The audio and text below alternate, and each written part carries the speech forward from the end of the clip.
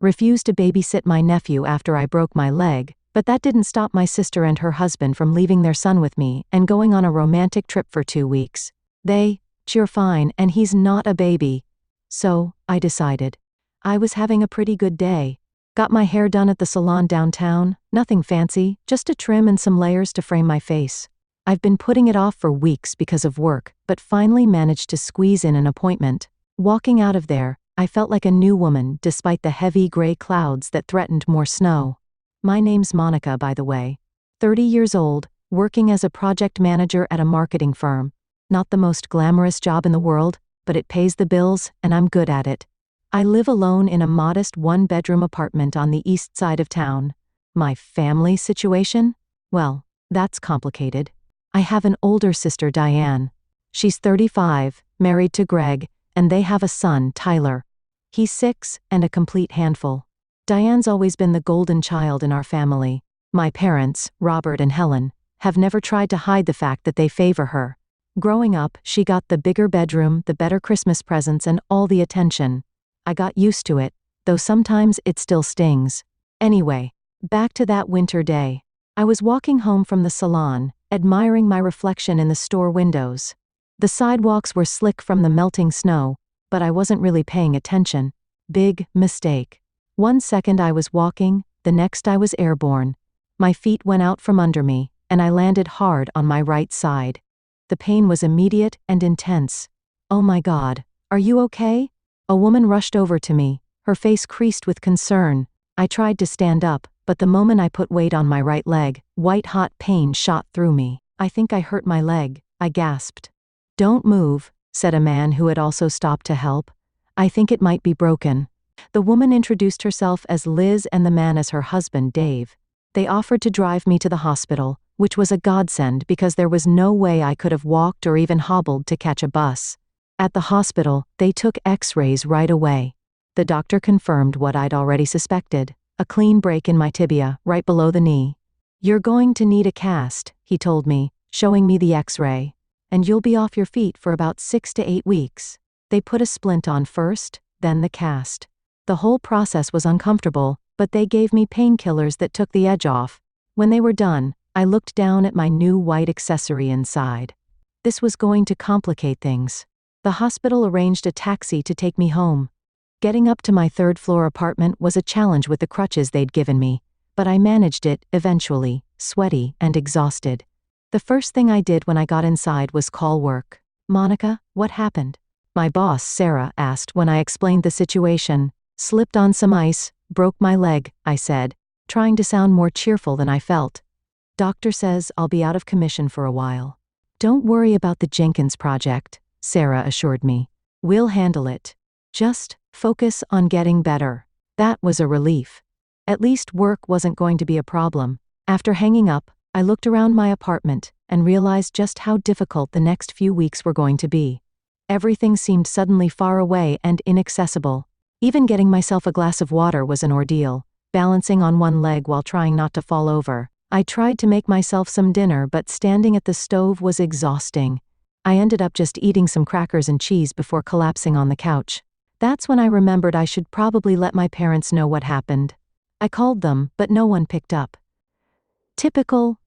I sent a text instead. "Hey, just wanted to let you know, I slipped on ice today and broke my leg. Going to be in a cast for 6 to 8 weeks. I didn't expect much of a response. My parents had never been the nurturing type, at least not with me. But I still felt I should inform them." About 20 minutes later, my phone buzzed with a reply from my mother. "Monica, you're always so inattentive and clumsy. This is what happens when you don't watch where you're going. We can't visit right now because we're busy with the renovations at Diane's house. Try to be more careful next time." "No. Are you okay?" "No." "Do you need anything?" Just blame and excuses. I tossed my phone aside, fighting back tears.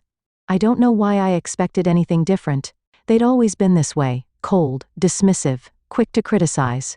Still, it hurt every time. I hobbled to the bathroom, brushed my teeth, and somehow managed to get ready for bed.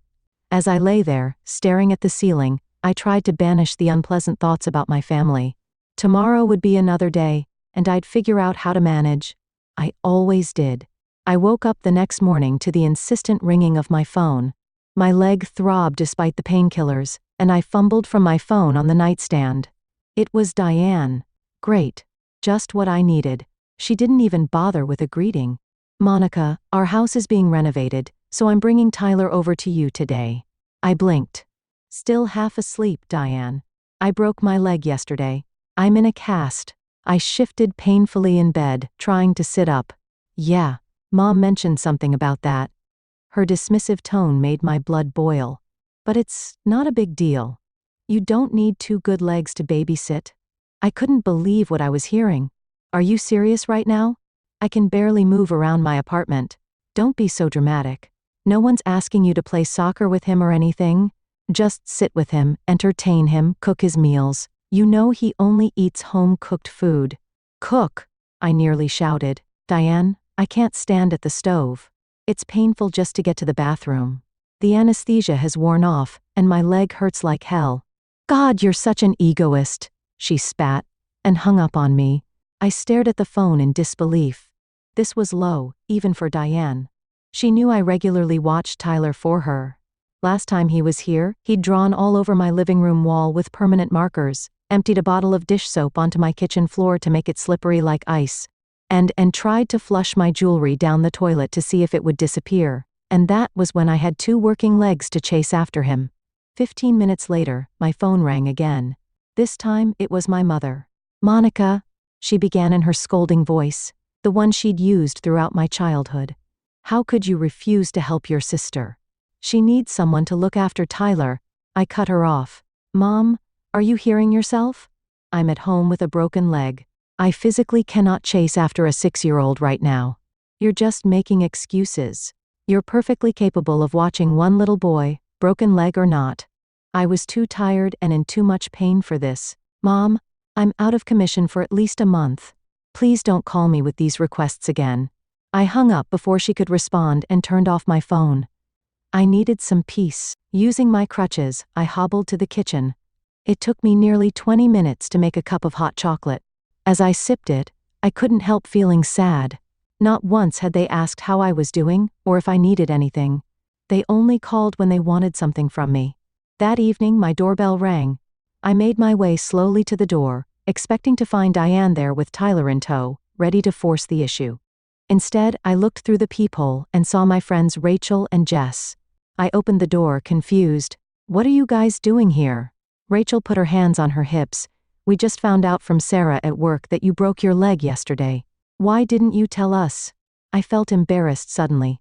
"I didn't want to bother you guys with my problems." "Bother us?" Jess looked outraged.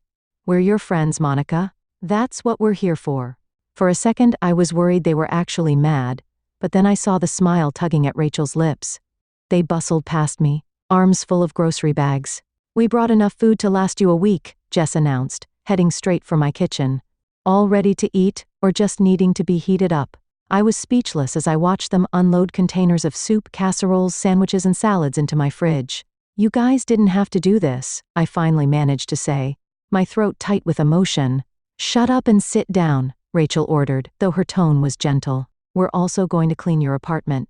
So I sat on the couch with my leg propped up while they vacuumed, dusted, and cleaned my bathroom. After they were done, we ordered pizza and watched a movie together. It was the best evening I'd had in a long time. When they left around midnight, Rachel hugged me carefully. "Call us if you need anything.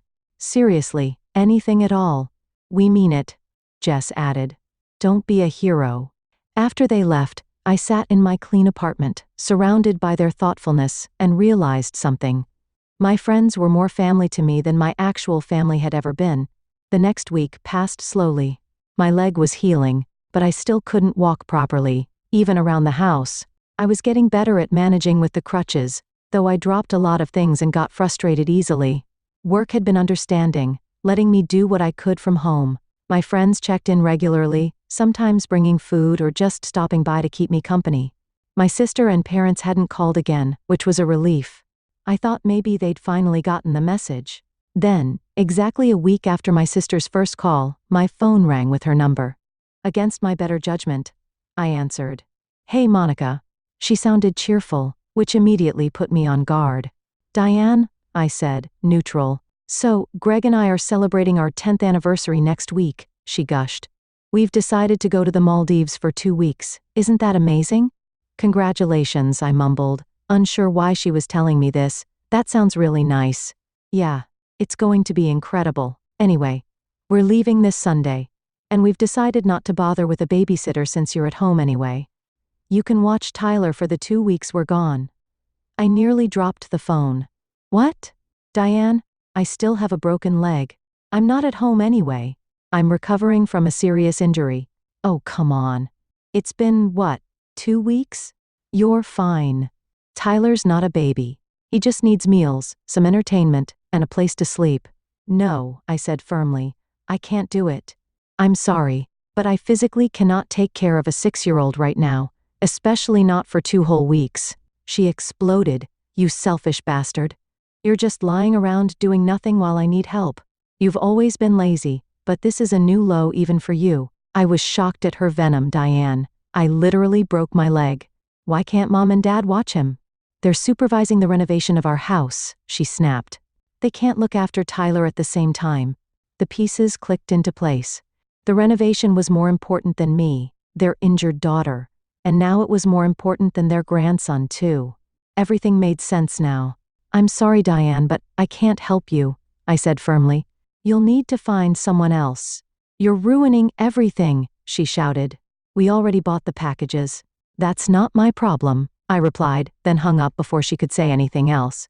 Almost immediately, my phone buzzed with text messages from her. You're going to ruin our anniversary trip. We can't get a refund this late. Why are you being so selfish? I didn't respond to any of them. What was there to say? She wasn't listening to reason. An hour later, my mother called. I considered ignoring it, but decided to get it over with. Hello? Monica? My mother's voice was shrill with anger. What is wrong with you? How could you do this to your sister? Do what, exactly? Refuse to watch her child while I'm injured? You're sabotaging her anniversary trip with your laziness. I felt my temper rising. It's not laziness, Mom. It's a broken leg. Even with a broken leg, you should help your family, she insisted. Family comes first. That was rich coming from her, really? Is that why none of you have checked on me since I broke my leg? Is that why no one has offered to help me? There was a moment of silence on the other end. Those are your problems, she finally said, her voice cold. Well, then Diane's trip and Diane's child are her problems, I shot back, not mine. Please don't call me again. I hung up. The next few days were blissfully quiet. No calls from my family, no text messages. I started to think they'd finally gotten the message. I was wrong. Saturday morning, my doorbell rang. I wasn't expecting anyone, and my friends usually texted before coming over. Using my crutch, I made my way slowly to the door and looked through the peephole. My heart sank. There stood Diane, Greg, and Tyler. I opened the door but blocked the entrance with my body and crutch.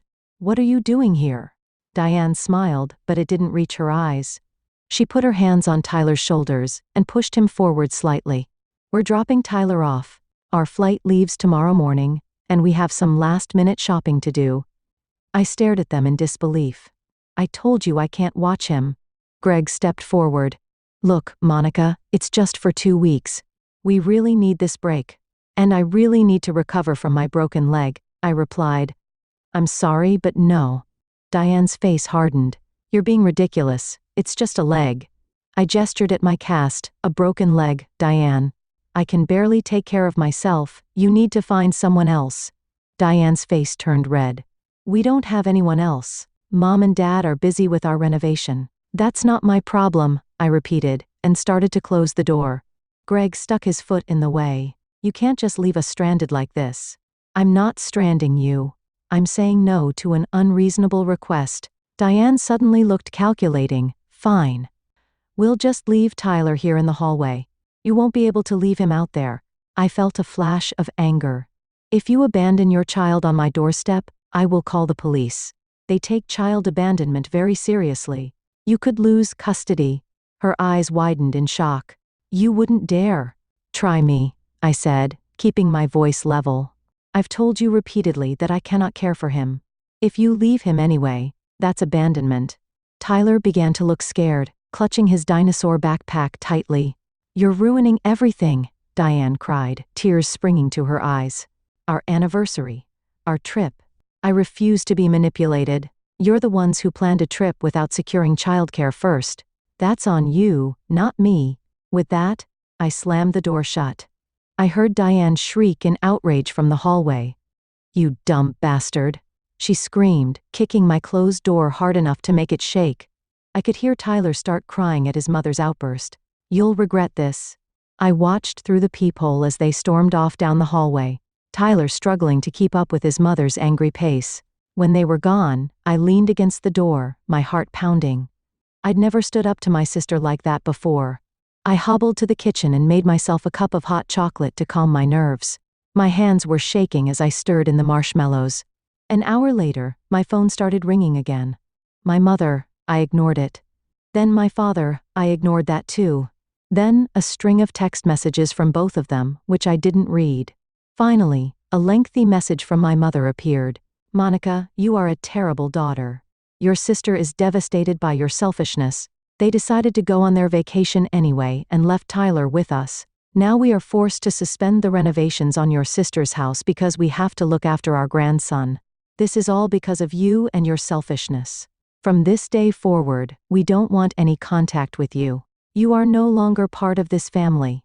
I read the message twice, then let out a laugh that surprised even me. They were cutting me off? That was supposed to be a punishment? I felt a weight lift from my shoulders. Without hesitation, I blocked all their numbers: my mother, my father, Diane, and Greg.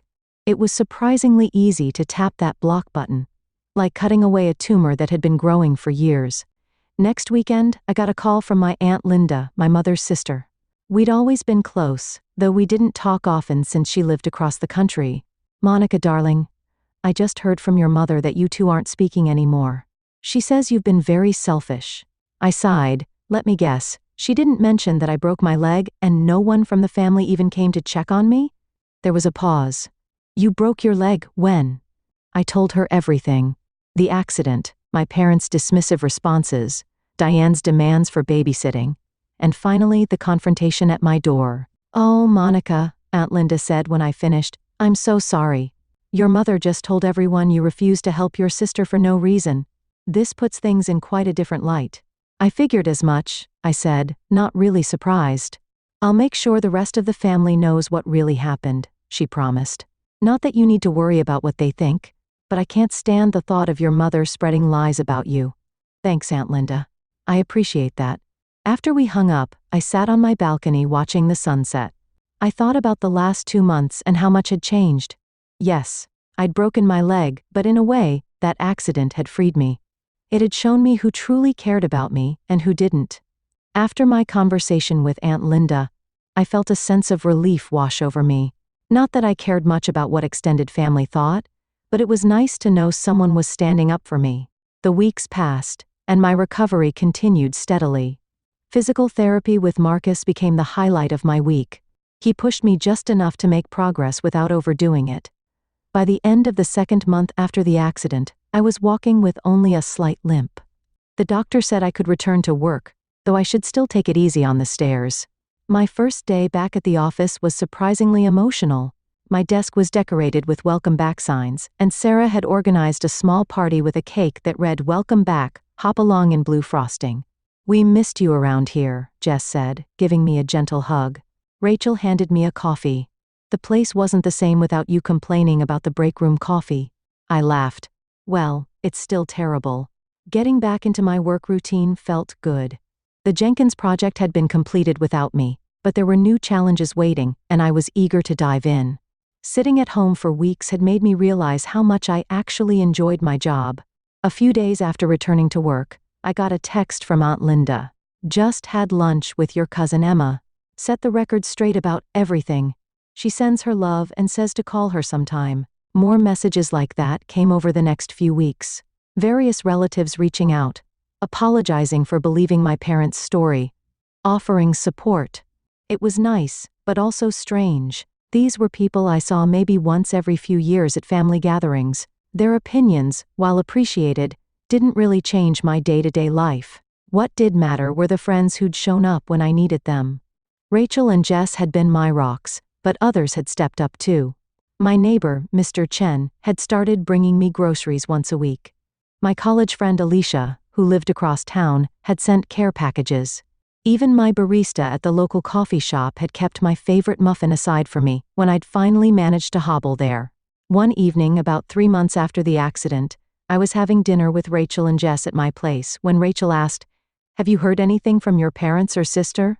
I shook my head. "Not since I blocked their numbers. Aunt Linda says they're still bad-mouthing me to anyone who'll listen." "Does that bother you?" Jess asked gently. I thought about it, honestly. Not as much as I expected. It's like, once I accepted that they'll never change, it stopped hurting so much. Rachel raised her glass to toxic family members. May they stay blocked forever.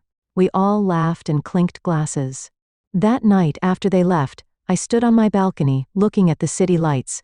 My leg was healing well, only getting me trouble when I pushed myself too hard or when rain was coming. The physical pain was fading, and surprisingly, so was the emotional pain. For years I'd tried to earn my family's love and approval. I'd babysit whenever Diane asked, listened to my mother's criticisms without complaint, accepted that I would always be second best to my sister.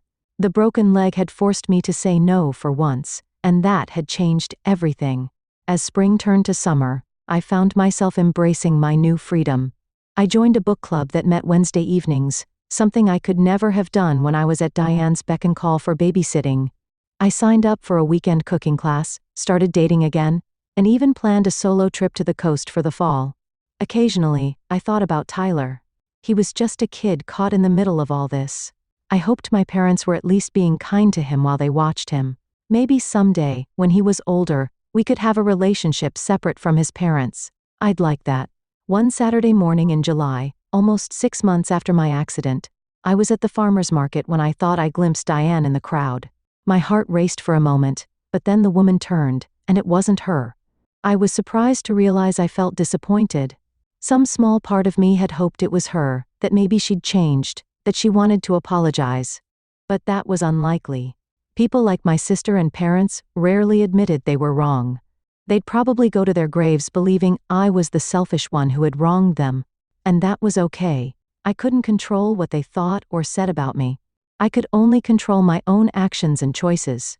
That evening, I met up with friends for dinner at a new restaurant downtown. As I looked around the table at these people who genuinely cared about me, who had shown up when I needed them, who respected my boundaries, who loved me for who I was, I felt truly grateful. 2 weeks later, Aunt Linda called with news. "Your mother's been telling people you reached out begging for reconciliation, but she refused." I laughed. "That's creative." "I haven't unblocked their numbers." "I figured as much," she said. "How are you doing, really?" "I'm good," I said, realizing I meant it better than I'd been in a long time. After we hung up, I made myself a cup of hot chocolate, still my comfort drink of choice, and settled on the couch with a book. My leg was almost completely healed now, with only occasional stiffness. Life wasn't perfect. Work was stressful sometimes, dating had its ups and downs, and my apartment still needed a new coat of paint. But for the first time in my life, I felt at peace. I wasn't waiting for a phone call demanding my time, wasn't bracing for criticism, wasn't making myself smaller to avoid rocking the boat. I was just Monica, imperfect, healing, and finally free to live life on my own terms. Sometimes the worst accidents lead to the best outcomes. Sometimes you have to break before you can heal properly. And sometimes the family you choose is more important than the family you're born into.